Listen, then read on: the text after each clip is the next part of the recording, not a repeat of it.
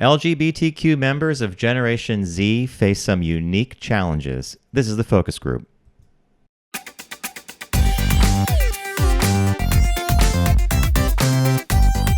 They're all business, except when they're not. It's the focus group with Tim Bennett and John Nash.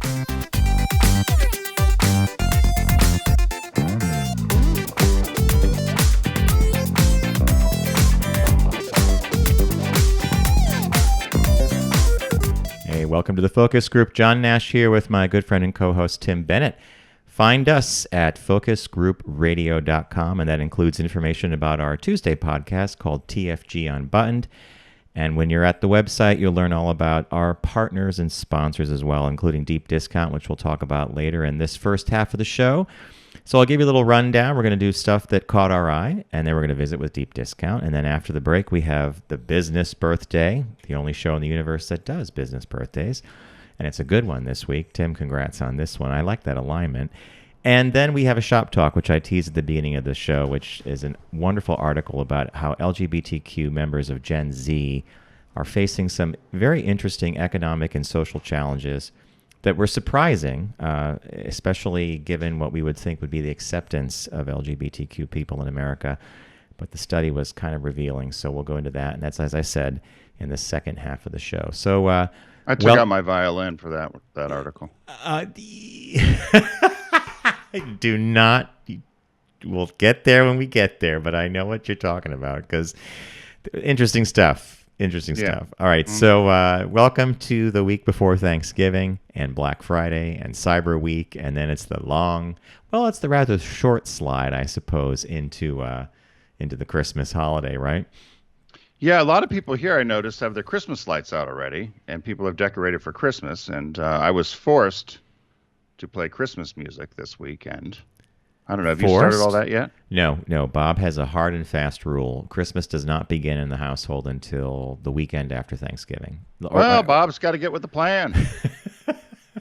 Now, that doesn't mean he's been planning for it. I mean, there's like a box arrived the other day, and I'm like, what's in the box? Oh, I ordered some houses for the train set. You know, we run a train under the tree upstate, and it's a line L, so it's I guess it's O gauge. And new Christmas houses arrived, and I was like, well, there you go. So there's planning. Ooh, Planning's afoot. Christmas house. Huh? Mm-hmm. Yeah. Do you have a train? Do you run a train set at all? No. We're lucky we could put a tree up. I like a tree. Yeah, sure. I know you put up several trees. Well, we switched from Bob ordered 2 or 3 years ago from Balsam. Is it Balsam Fir? Artificial tree company. Like, it looks almost real, and it's a game changer because we used to have, although there was a fun in driving around looking for the perfect tree, right? And Bob has a very specific tree like that he likes to use in the house. So he found some from balsam wood or balsam fir. Upstate, it's green. In the city, it's a white tree because it's John's science fiction tree. So Bob, over the years, has given me all these Star Trek and Star Wars ornaments that beep and chirp and make lots of sounds, and they talk to each other, and that's what we have in the city. So, and then he has his own tree, doesn't he? Then there's the Liberace tree. Yeah, that's been replaced as well. That's like a small pink tree with all these Liberace paraphernalia, little costumes and pianos and things like that. Yeah. If Bob's job took him to Australia or New Zealand to do a photo shoot because it's summer over there during this Christmas time, and you were left to fend for yourself for the month of December, would there be Christmas at the Nash house, the Nash Barnes house, without Bob there? There would be the Charlie Brown tree, which I believe you gave us. It's that little square, that little X wooden base with the one branch and the ball hanging off. It'll take you all of 10 seconds to set up. Box. Yeah, and if I had my grandmother's old ceramic Christmas tree, the one with the little plastic flame lights, the ones that would light up, a 60-watt bulb inside, that would go up, and I'd call it a day. Yeah. Well, you're like my grandmother in Canada. She was kind of... Christmas took about 30 seconds out of the box, plugged it in, put it on the top of the TV. Put a doily under it. She was done. And the doily was probably a really, nice Merry touch, Christmas. right? Merry Christmas. Plug it in. Are you guys going to do a tree down there? Well, I have this little tree that I put up that's artificial as well that I bought at Target, which they don't sell anymore, but it was kind of cool. It's got lots of It's got lots of room between branches, but I can't seem to find a lot of my ornaments anymore. But I don't know. With the move, a lot of things got moved around and things got sold. And I had three. I didn't realize this. I had three artificial trees in my basement crawl space. I set them up in April in the yard with lit up and everything for people for free to take them. Nobody would take them. Are you serious? No, so they went in the garbage. And but then I have these other little trees that I kept. So I have a silver one, and I have another little one that they're not quite tabletop, but they're a little bit bigger than that. So I'll see. Your experience with giving stuff away when you were selling the house in G-Side is reminiscent of the tag sale we had upstate. I mean, we had stuff that, would be like, wow, you got to get your hands on this. And then you'd learn that, no, people were interested in a step ladder that happened to be on the side of the house. Something weird like that, right? Yeah. I had some idiot that was in the house, found my vacuum. In an area of the house I didn't even want them in. Found is this for sale? I said, this is my vacuum. No. And he wanted the vacuum cleaner. He wanted the vacuum. And then somebody went and trash picked two broken chairs. They were two broken. They were going in the garbage. He said, how much for these? And I almost said, you can have them. I said, $10 each. Gave me a $20 bill. Off they went. That's all right. Yeah, and then when we had our tag sale, we had a competing issue. We had the neighbors across the street set up a tag sale. No, this just a family, a husband and wife across the street, and it was things like old Tupperware and an old vacuum and like tools, and people were flocking over there. And some guy said, "You don't get it. That's what people want up here. They don't want the antique silk dress, Star Wars model kit." Well, and there was the dolly in a box. So years ago, I don't know I think it might have been one of your homecoming weekends where I did the show myself on Sirius, and I had a gentleman named Les Dilley. He was British, and he was a set designer and builder, and he worked on Star Wars. And he had this I remember that. beautiful book coming. Yeah, exactly. And we got signed prints, the whole bit. And I had some of those autographed press sheets available. Eagle-eyed character was like, I'm scooping all these up. And he took some really good stuff that he was going to sell in his little antique shop down in Kingston. But it was like that. There'd be people that would come in and they would know what they were looking at and they'd get it and get out. And then there were the people who had no idea and they just wanted the step ladder. Something was hanging on. It was just crazy. Yeah. So then what'd you do with the rest of the stuff? And then, it got donated or trashed. I mean, you've made the decision to get rid of it. So why am I going to keep holding on to it if people aren't, nibbling, right? Yeah, no, you're better at it. And you were much better at that than I am. I probably let too much go, but...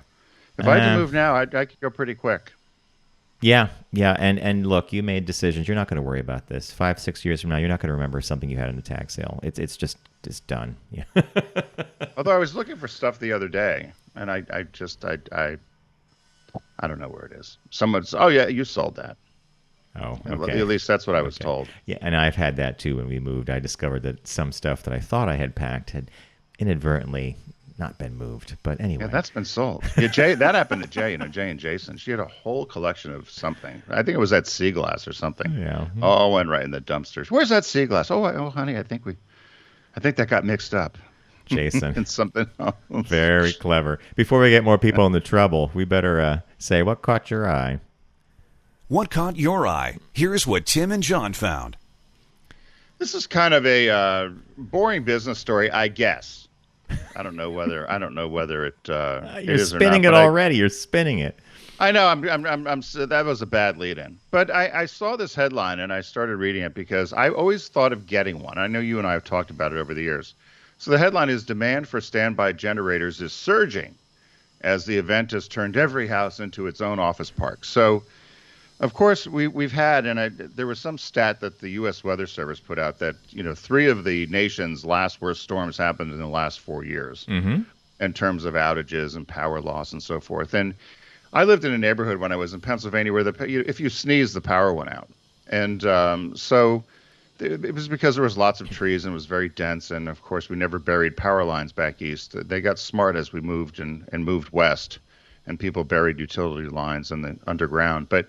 A lot of people have gotten generators and have hooked them up because if you lose your power, you could at least have lights and or heat, And your depending upon what refrigerator, sort of depending on system what you have. circuits, yeah. Your refrigerator, your freezer, and your computers, and so forth. So um, the last time I had lost power in Pennsylvania, we were going on 4 or 5 days. It was quite cold, and I packed up the dogs, packed up my neighbor, and we were out headed down to the city to stay at my friend Kate's house because she was in Florida.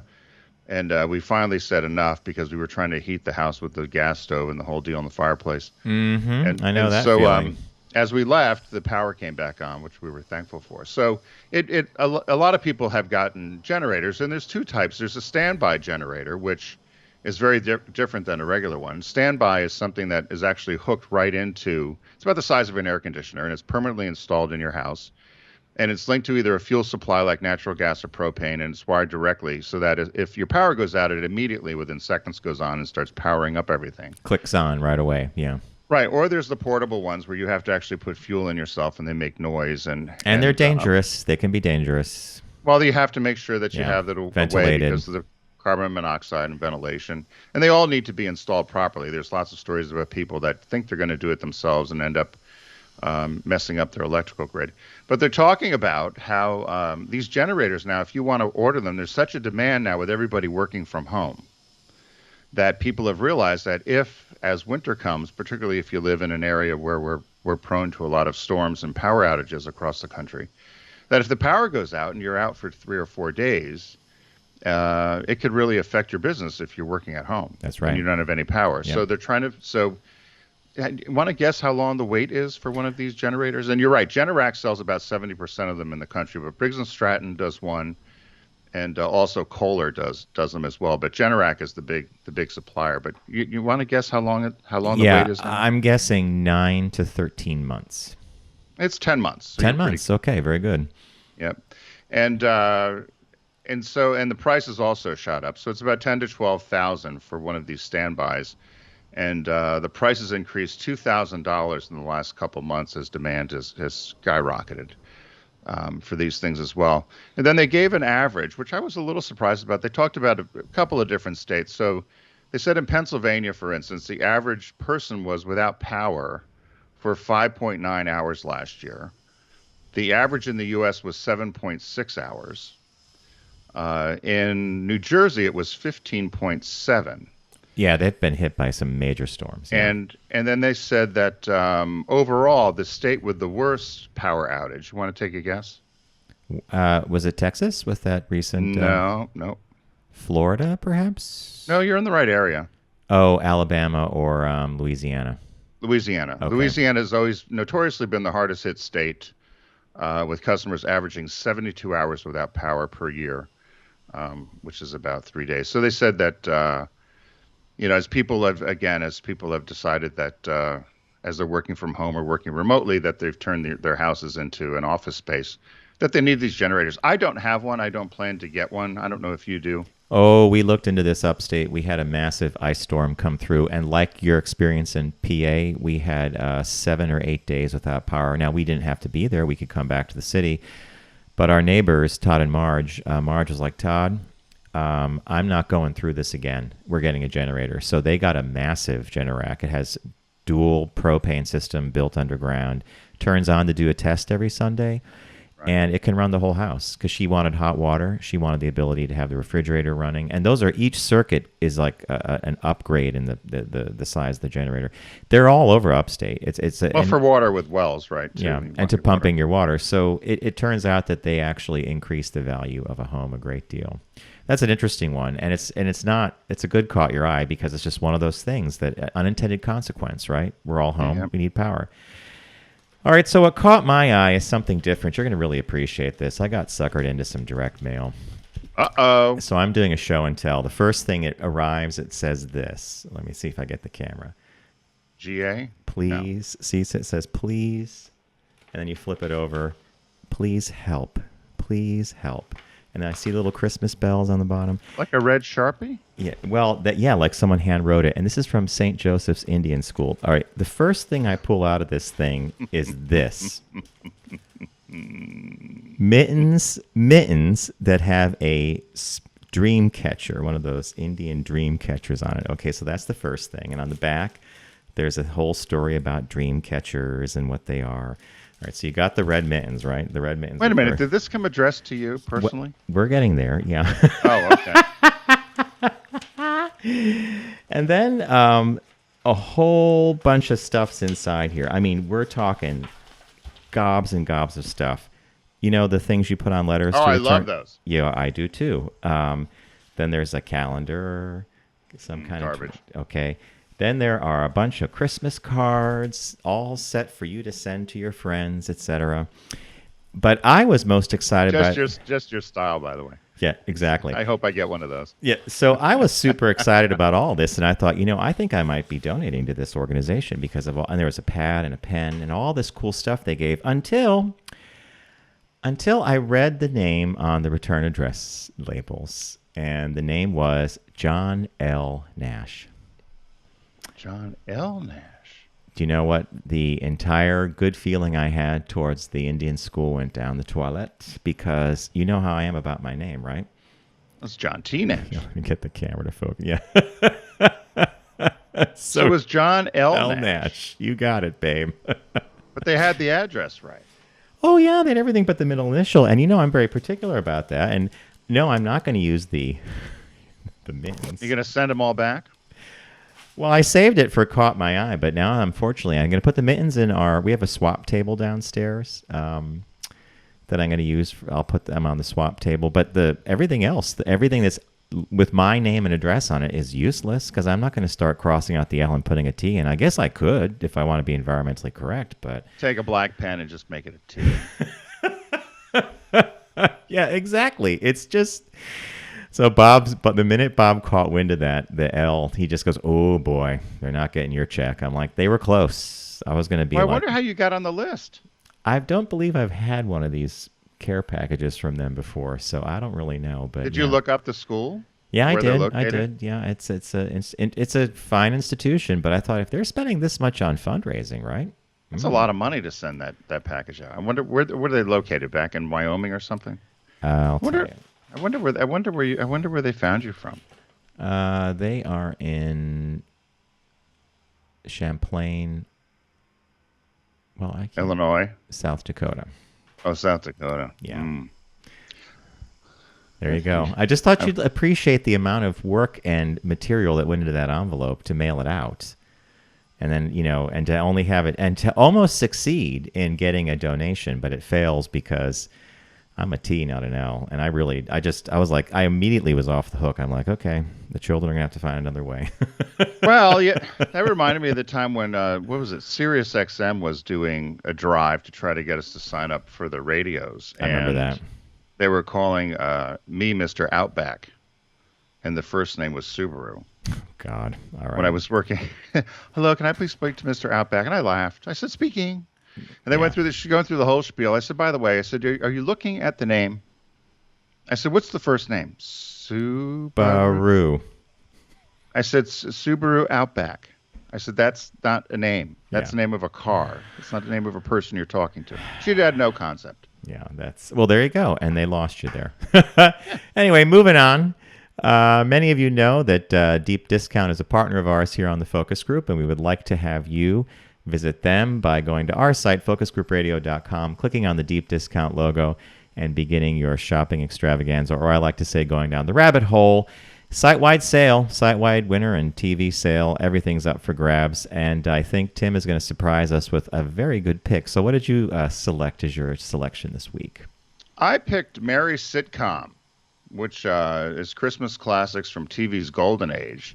And it originally came out in 2009, but as I was poking around there, as you can do at Deep Discount, there's a bunch of these in different volumes and different sets. This one in particular, though, has 6 holiday Christmas episodes from Father Knows Best, Bewitched, That Girl, Flying Nun, McHale's Navy, and The Donna Reed Show.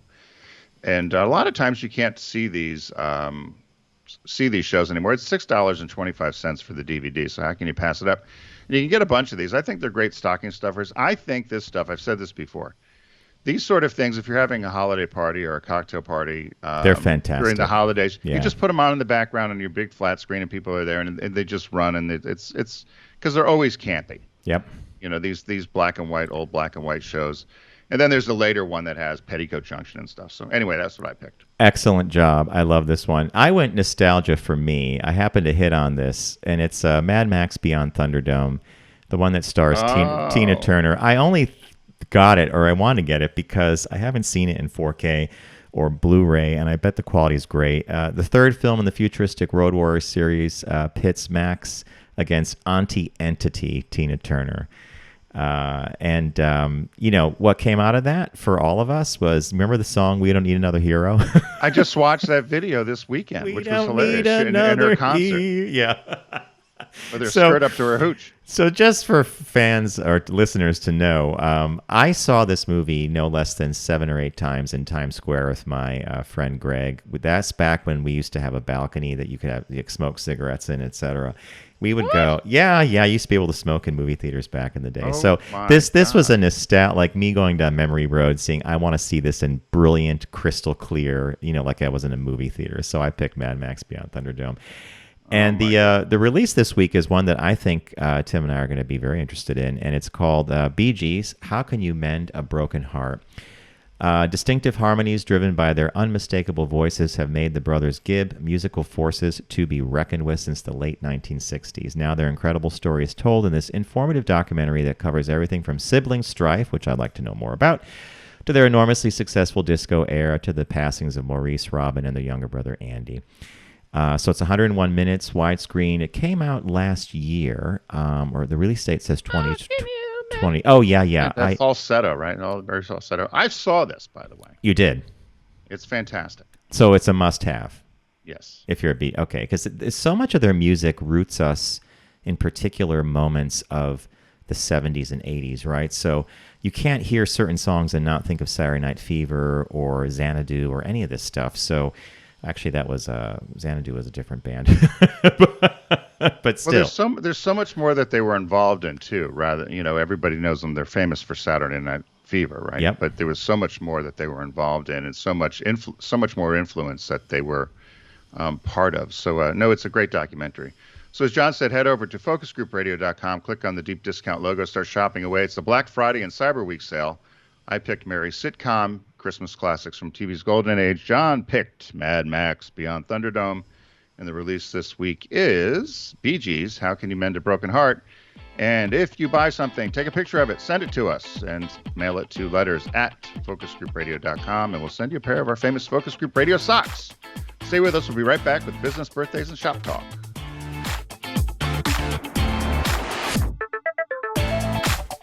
You're listening to The Focus Group with Tim and John. Learn more at focusgroupradio.com.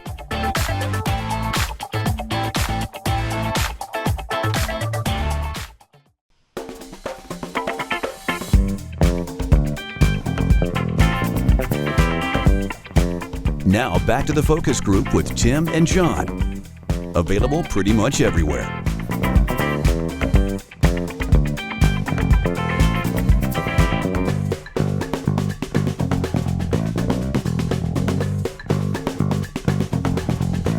All right, welcome back to the Focus Group. John Nash with Tim Bennett. FocusGroupRadio.com is the URL for our website, and you'll learn about us, our sponsors, including Deep Discount, which, as Tim said at the end of the last segment, if you purchase something from Deep Discount between now and the end of the year and you send us a photograph of what you got, perhaps with a packing slip, send it to letters@focusgroupradio.com, and you will get a pair of Focus Group Radio socks. Much highly coveted and much prized by many people. Apparently, they last forever. They do, but they do get holes in them. They do eventually. Wear them. Hey, before we do the birthday, I would have bet that you would have done this as your Caught My Eye. That's why I didn't do it, because I thought for sure we would have done the same Caught My Eye this week. It was something that did you see the new hot thing available at Target? No. So it's a rainbow nutcracker. One of those nutcracker guys. I did see this. And nobody can find them. And so I was laughing, and they showed them, but it looked a little. I mean, talk about I don't know if I liked the design of it. Did you see it? So he's got like a rain. So it's one of those nutcrackers where the mouth cracks the nuts. Mm-hmm. But he's got he's holding a rainbow. Well, he's holding a flag with every color, but I don't know, silver. Yeah. And lamé or leopard. And then he's got a a rainbow hat, kind of a big cap on or something. But it's available at Target, and I guess they've been selling out like hotcakes. Twitter and everybody's going crazy over them. They were just released. But I thought for sure that was going to be your caught your eye. I don't know. I'll post a picture I of it did to see it, Facebook. and I also saw that either it was Lowe's or Home Depot. One of them had these new nutcracker blow up things that you put on the yard, and they're really super tall, and they're also like they're big sellout things. But no, I did see a picture of it, and there was something else that I was going to use for caught my eye, but I'm glad I didn't. Anyway, we're not going to go down there. So, would you like to proceed with business birthday? Sure. All righty. Everyone does celebrity birthday greetings, but the Focus Group is the only show in the universe that celebrates business birthdays. So today's Wednesday, November 17th, 61 years old today, Mr. RuPaul Andrew Charles. So do you know where Ru came from? No. Unless it means street, like because Ru in R-U-E in French is rue de something, like street of whatever. Well, it's also like when you do a roux when you cook in Louisiana. Oh, okay, yeah. So he's from Louisiana. His parents, that's where he grew up. He was born in Louisiana, and he said his parents took the name from making a roux. They used to like to cook, and that's where they got roux from. Okay. So his name. I remember one time he was on Joan Rivers, and she was trying to be very serious with him. It was when he first was coming out, and she says, "RuPaul, what do your parents call you?" And he says, "RuPaul." Which I always thought was funny. But, of course, we know RuPaul as an American drag queen, actor, model, singer, television personality, and author. And since 2009 already, which I can't believe it's been that long, he produced the reality show and hosted RuPaul's Drag Race, which has won 11 Primetime Emmy Awards, the most awarded to any person of color in the Primetime Emmy Awards history. I had no idea. I would have thought Flip Wilson or somebody would have won that, or Oprah. Mm-hmm. Interesting. Yeah, Oprah's a good point. Yeah, he's considered the most commercially successful drag queen in the United States. He was included in the annual Time 100 list of most influential people in the world in 2017. And in 2019, Fortune magazine said that he was easily the world's most famous drag queen. And he was born in Louisiana, was raised in parts of San Diego, California, and then performed in Georgia. You remember he became a spokesperson for MAC Cosmetics in '94. I do remember, yeah. Which he was, and I remember it being a big deal. If you think about it, he was helping raise money for the MAC AIDS Fund, and he was also the very first drag queen to land a major cosmetics campaign and have a national exposure for a print ad campaign. And I remember when he did that, what a big deal it was. I remember that. I distinctly remember the advertisement or the print ad with him doing it. Huge endorsement. Yeah. Right. And they said he had his big do you remember what they said his big national exposure or his big break was? Probably Supermodel, the song. No. It wasn't RuPaul's Drag Race? No. All right, what was it?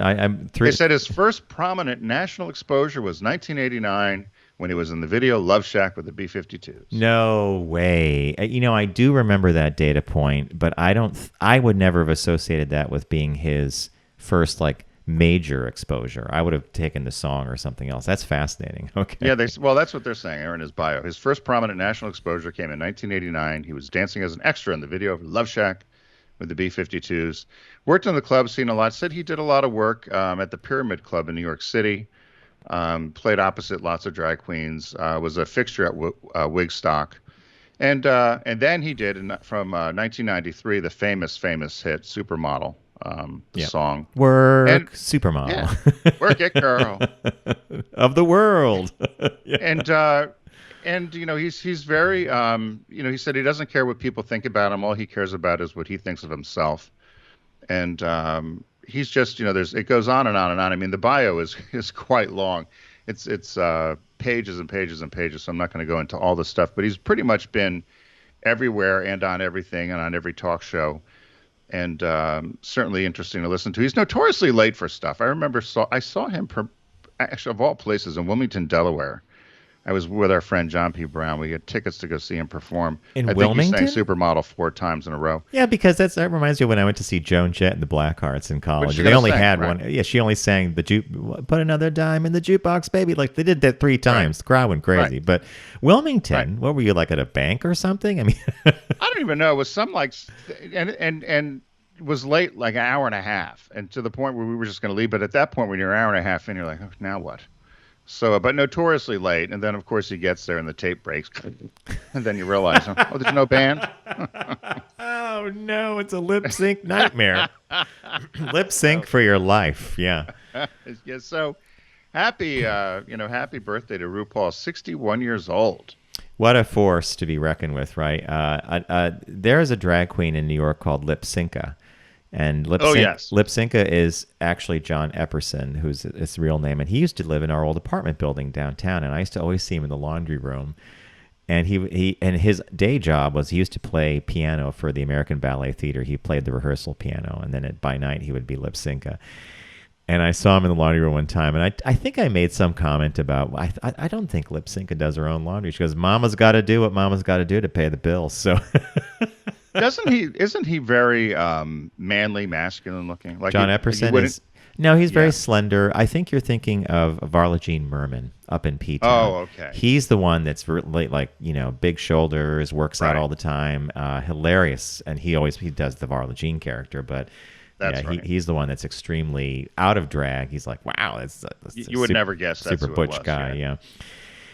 Excellent business birthday. Thank you for finding him. And I love the alignment of that because RuPaul has not been on our radar for a business birthday, certainly as a professional and someone who's built an entire empire out of drag, right? And it's fascinating. No, and I don't. Yeah, and I don't know how. I don't know how he. Like I never expected the show to do as well as it did. Amazing, isn't it? Do you know what it reminds me of? When we were younger, we would go to our own gay bars and we would watch Dynasty, right? The cat fight between Alexis and Crystal or something. People would gather to watch Dynasty. They do that now for RuPaul's Drag Race. They go to gay Right. bars and watch. So I guess it's their version of, television today, like the must-see TV or the event television. He's married to a guy named George Labar, who's a painter that he met at the Limelight in 1994. They got married in 2017. He says they have an open marriage. He says he would not want to put restraints on the person he loves. They split their time between a home in Los Angeles and a 60,000-acre ranch in Wyoming. Wow. And so that wig has made some money. He was a big supporter of Hillary Clinton both times she ran for office. She ran yeah. for office for president. And here's something. He says he's been sober, but sober from alcohol since 1999, but just found out in 2020 that he's a cousin to New Jersey Senator Cory Booker. Oh, my God. Isn't that something? They did DNA and Finding Your Roots on PBS. I don't know if you've ever watched that. I watched it. Yeah, it's kind of like this weird Ancestry.com brought to life, Yep. where people have emotional moments. I'm related to George Washington. Some things like that. I'm exaggerating, No, you're not. or close. All right. So as I mentioned at the beginning of the show, we have a shop talk for you, and the headline reads: LGBTQI members of Generation Z face unique social and economic concerns, and the subhead reads: disproportionately high rates of discrimination in school, housing, and the workforce among young LGBTQI individuals negatively affects their well-being. And then they went through the statistics of this, and so for starters, as of 2020, young people between the ages of 18 and 24 are considered to be Gen Z, and they comprise around 20% of the U.S. adult population. They are digital natives, and they also grew up in an interesting time. A lot of gun violence, they're between the Great Recession and the event. They grew up under the first black president of the United States, Barack Obama, and they've lived through what this article says is the atrocities committed by the Trump administration. So they face unique challenges. Tim indicated that he was going to get out his little violin at some point because I think you think that some of their stuff is maybe not that crazy, but... Well, so do you know how, first of all, do you know how people have asked this question before? I think you know, but just for people listening, do you know how we've named generations?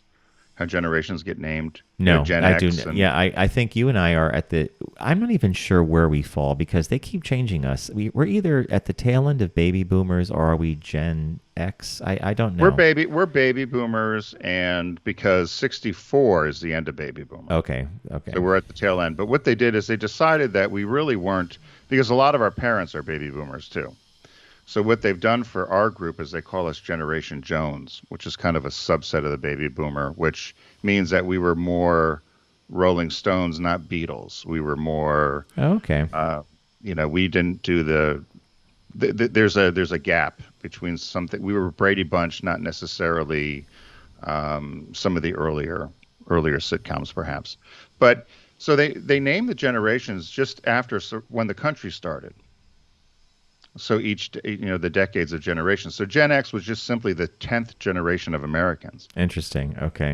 So it was just Gen X, the 10th generation. So X, Y, Z. So it's just I the get different it. generations. They're going to run out So of I letters. always laugh. Everybody thought it was, the X Games. Everybody Yeah, thought no. it was some sort of mysterious thing.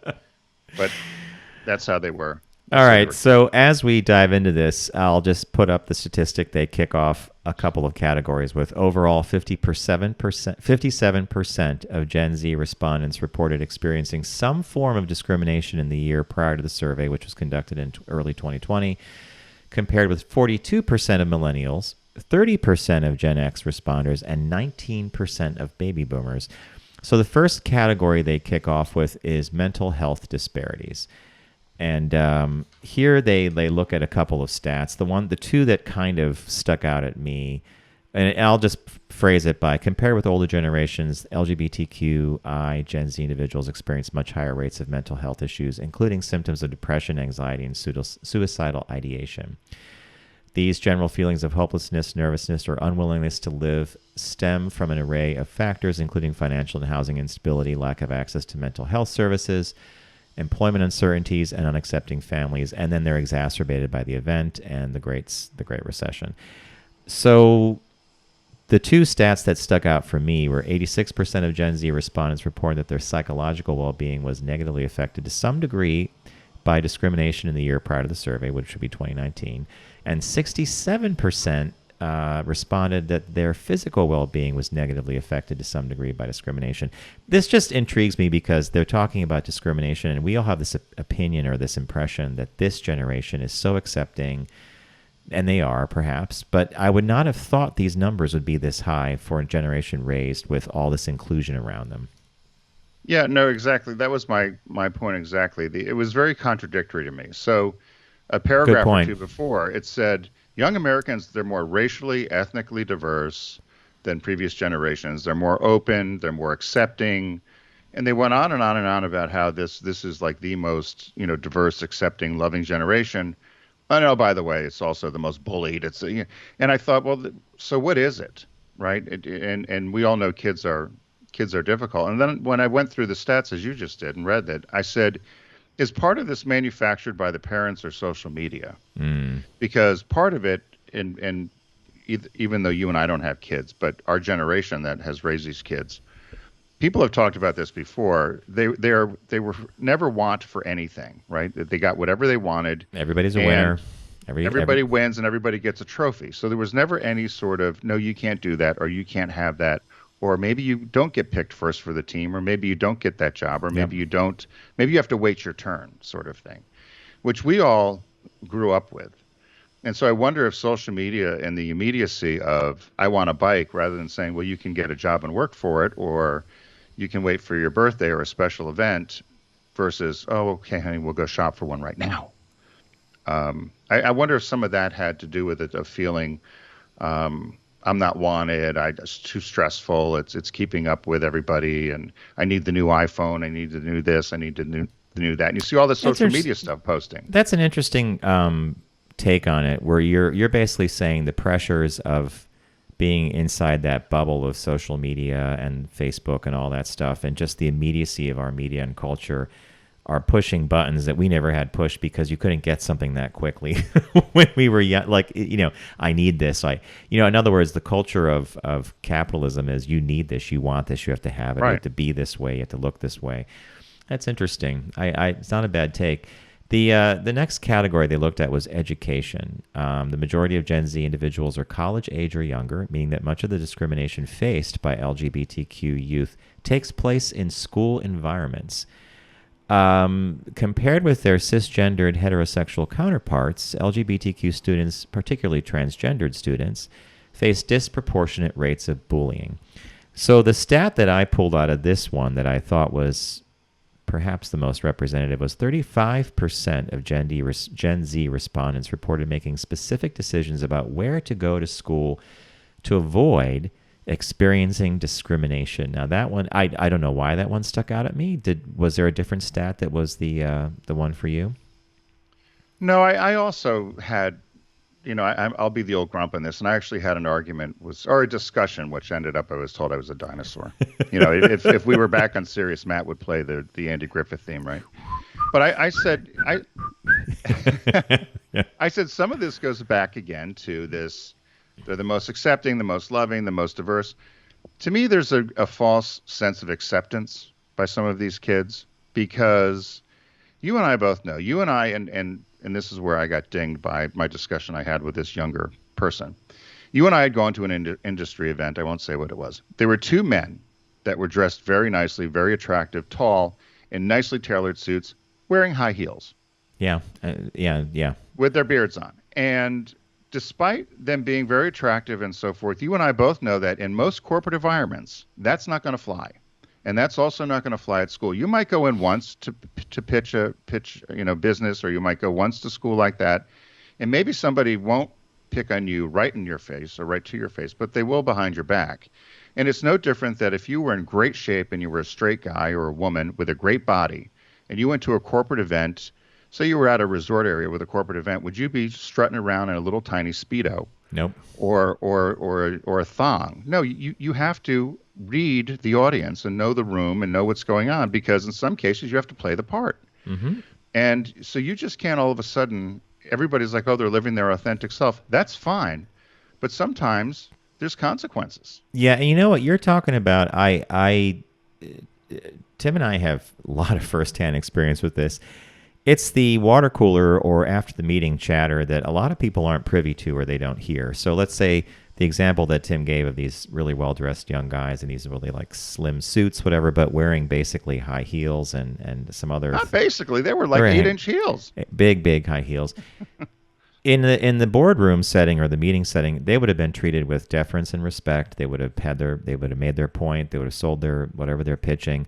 It's what would be said afterwards, out of earshot, that we've been privy to. Nothing horrible, but it would have been one of those things where someone's like, "Well, we can't really do that, or we can't," So that does exist, and I think it still exists, frankly, no matter what the level of acceptance is. This next, that's where that bullying came in from here. Yes. I mean, that's the same thing with education. Is about you have to kind of know, you have to manage you've always said this, you have to manage your identity. Yeah. It's like your second job or your first job, your brand. Yeah.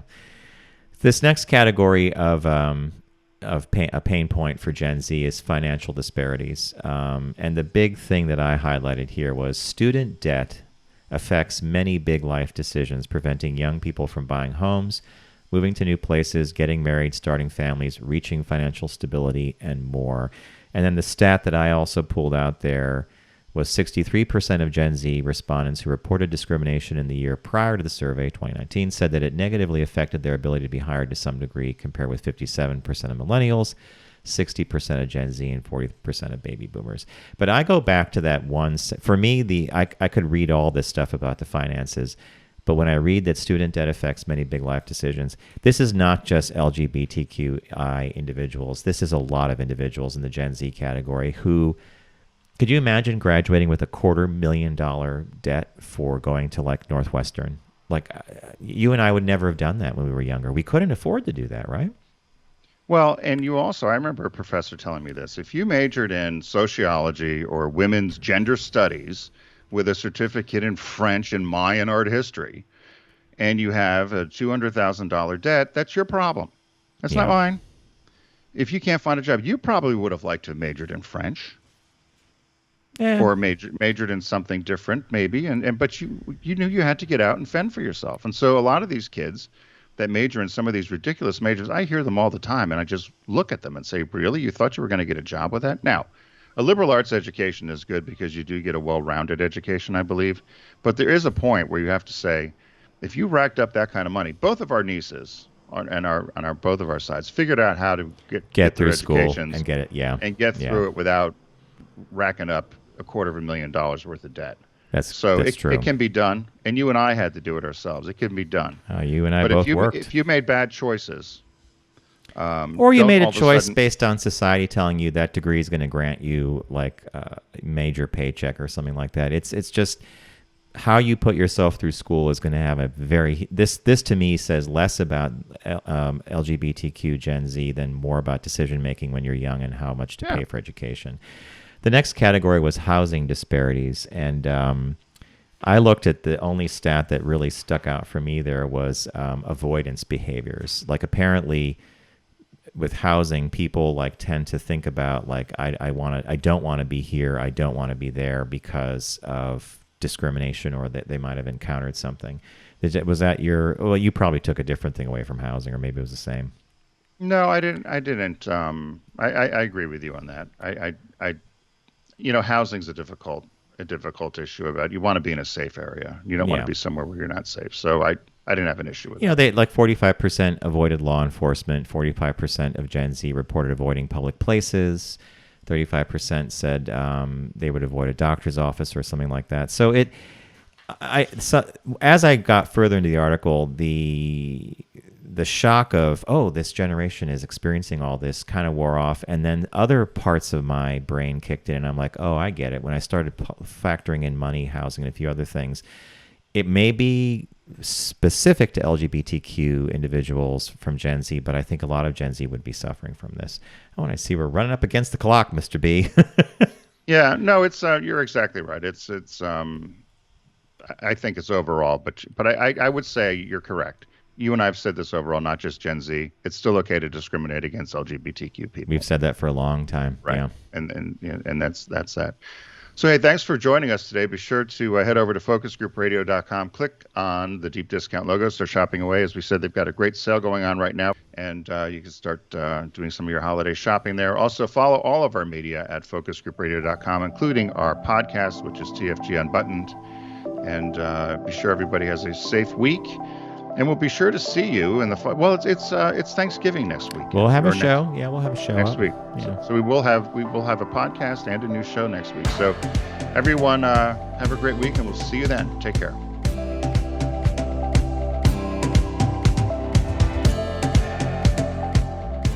It's The Focus Group with Tim Bennett and John Nash. Accessible on all platforms. Subscribe, like, and rate us on your platform of choice. Learn more at focusgroupradio.com. That was a stunning focus group.